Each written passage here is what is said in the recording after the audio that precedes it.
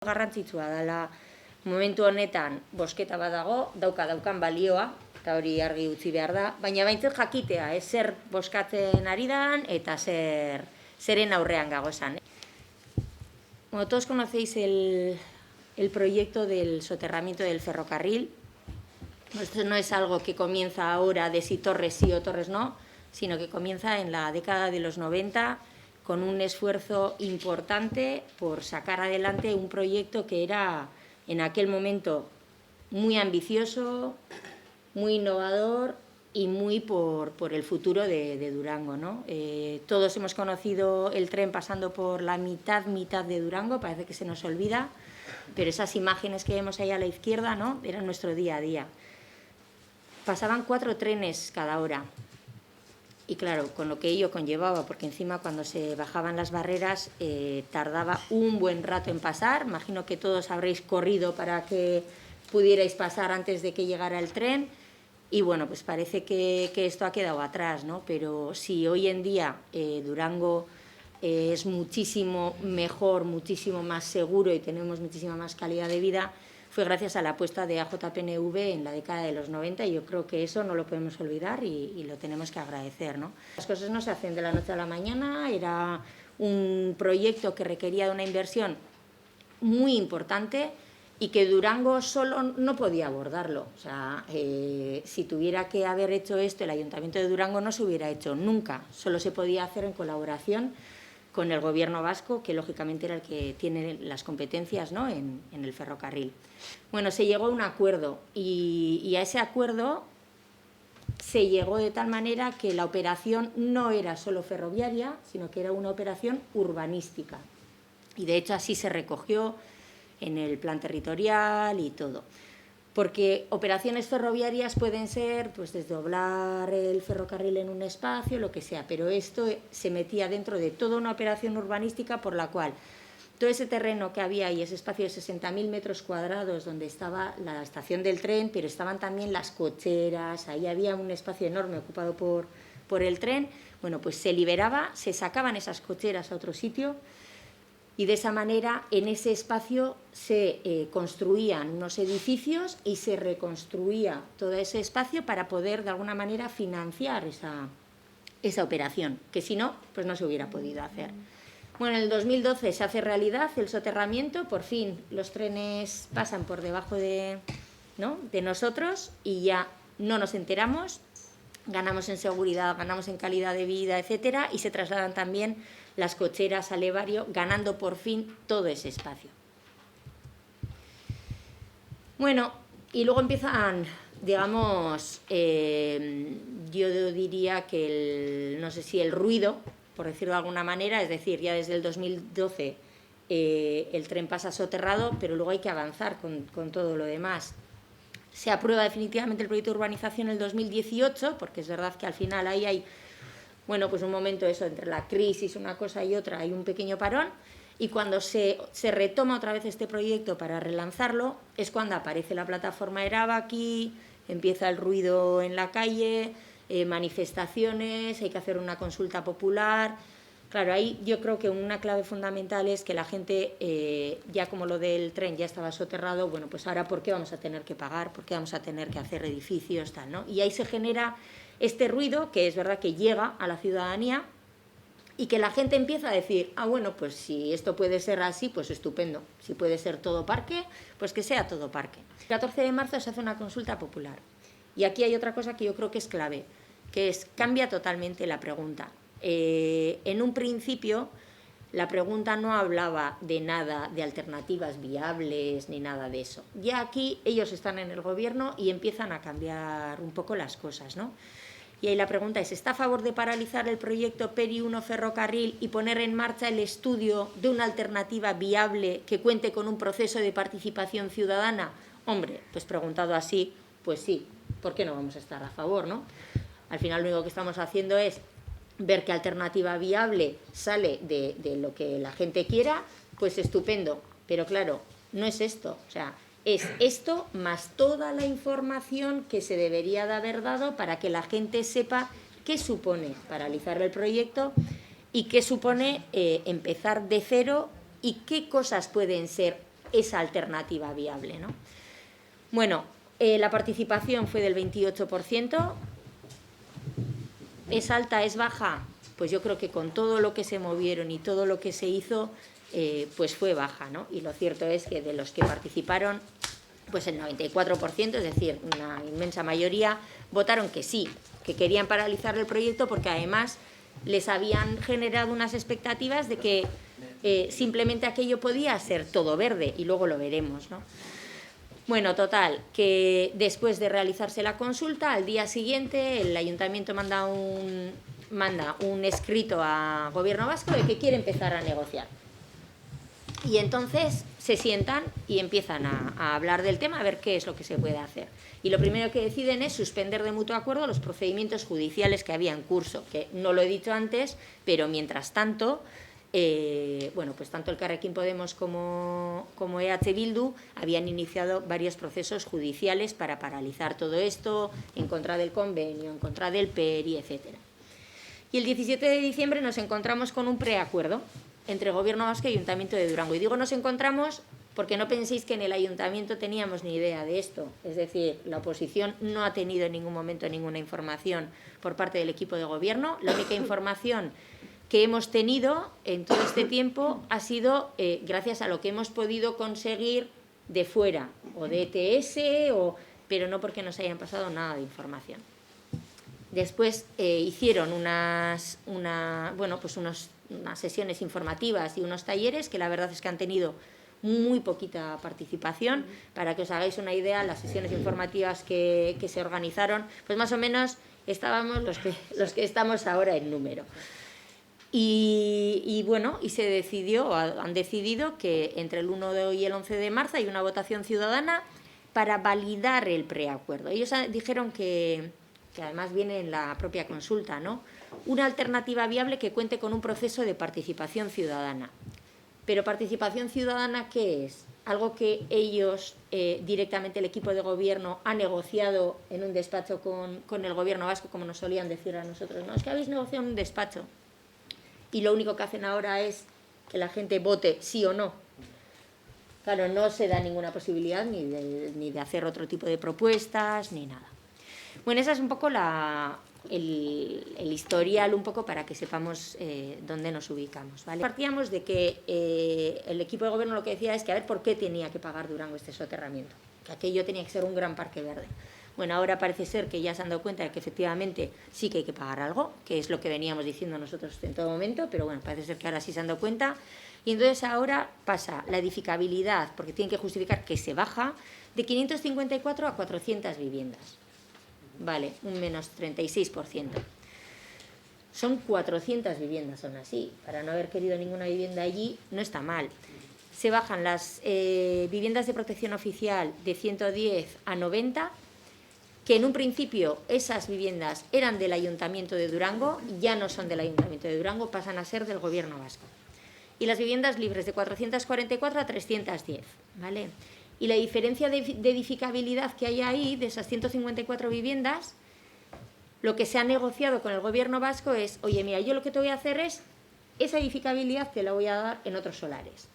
En otros solares donde tú vas a poder construir viviendas de protección oficial o viviendas tasadas según el caso. Y ahí veis todas las viviendas que se ceden al Gobierno vasco. Claro, esto implica muchas cosas. No es solo el que, oye, te cedo y, claro, lo que están explicando ellos es, vamos a tener un plan de viviendas de protección oficial, tal. Sí, vas a tener un plan, pero ese plan va a ser el del Gobierno vasco, porque va a construir según sus intereses y necesidades, que al final hay que tener en cuenta que el Gobierno vasco no gobierna para Durango, Gobierno vasco gobierna para toda Euskadi, como es no. En el PERI inicial, el Ayuntamiento podía gestionar esas viviendas, ¿vale? Pero es que todos los demás solares son del Ayuntamiento, ¿vale? Son que ya estaban recogidos en las normas subsidiarias, que esos son viviendas, esos son solares que se destinan a viviendas de protección oficial o tasadas, que gestionaba el Ayuntamiento. El Ayuntamiento pierde totalmente su capacidad de gestión de las políticas de vivienda. Eso es. Será el Gobierno vasco quien construya y será el Gobierno vasco quien ponga también los criterios de adjudicación, por ejemplo. Es decir, ¿va a poder un durangarra acceder a una de estas viviendas antes que uno de Berriz? Pues en principio no.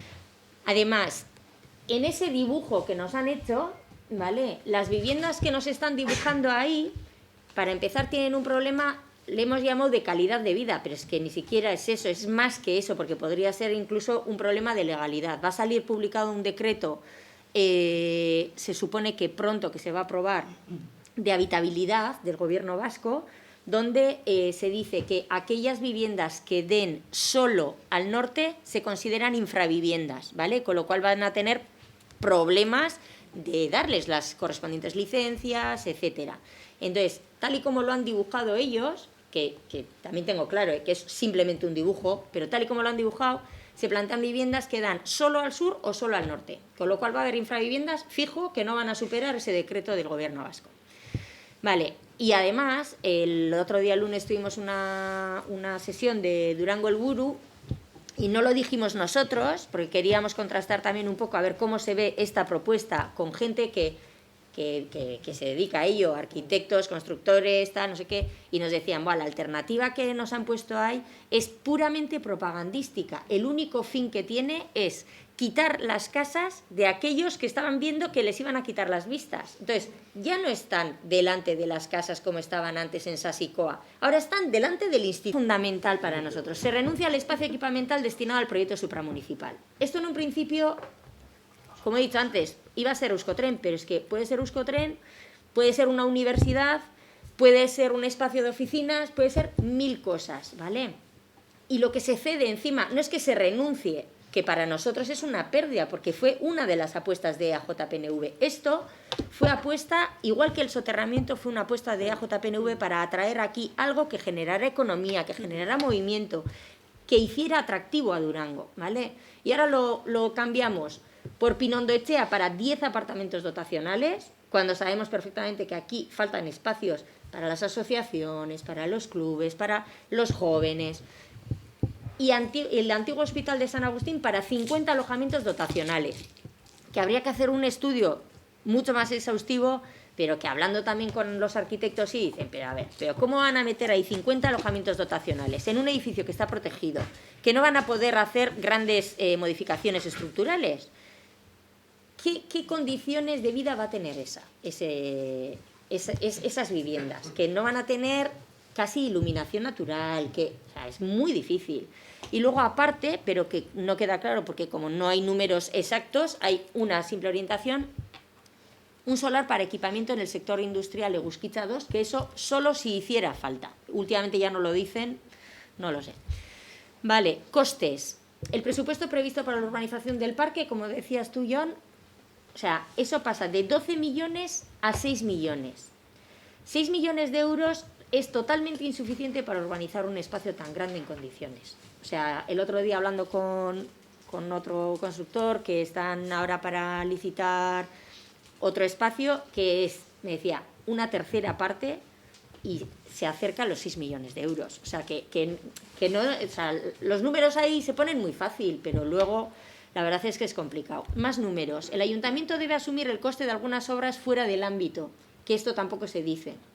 En el acuerdo inicial, urbanizar Trenbide Kalea y peatonalizarlo y tal, estaba dentro del acuerdo. Eso es 1.300.000.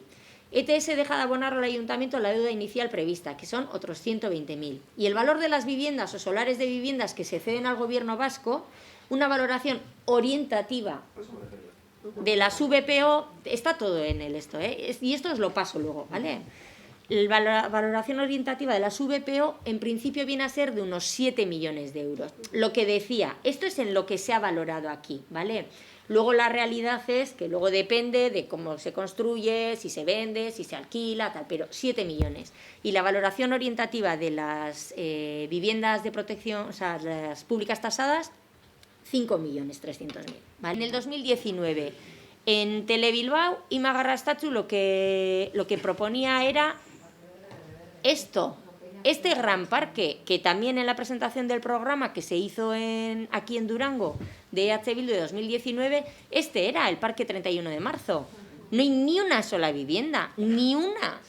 Con esto ganaron las elecciones. No obstante, nosotros tenemos un proyecto, una propuesta para desarrollar en esa zona del Peri.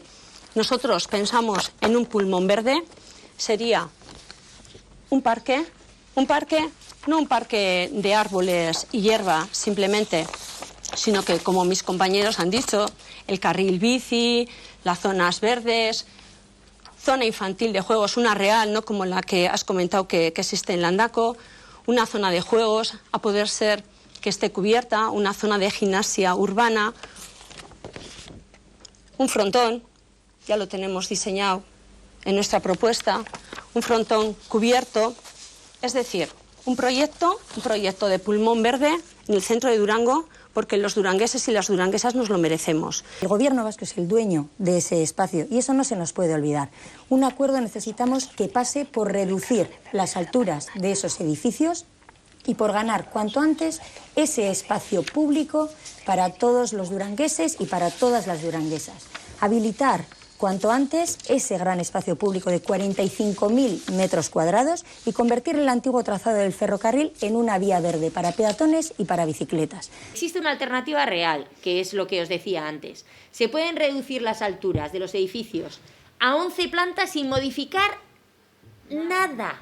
Aquí, esto hace tiempo que desapareció, ¿vale? Ahí en principio había un espacio religioso, no sé qué, eso desaparece completamente.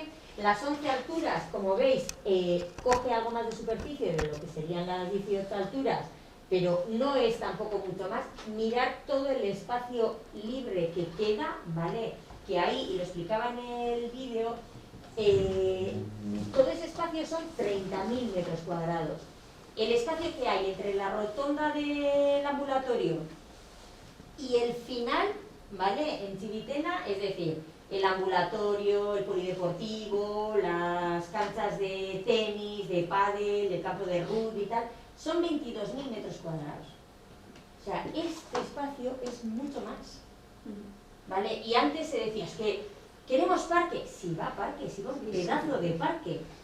Sí, pero no va al parque sin tocar nada. No va al parque no, que pero ni con ellos, no, ni pero con los otros. no, pero es que la clave es esa, que no va al parque que eso es. Y lo que es fundamental para nosotros es esto. No se llama Euskotren, ¿vale? Y no pasa nada porque no se llama Euskotren, pero esto es lo que estamos dibujando.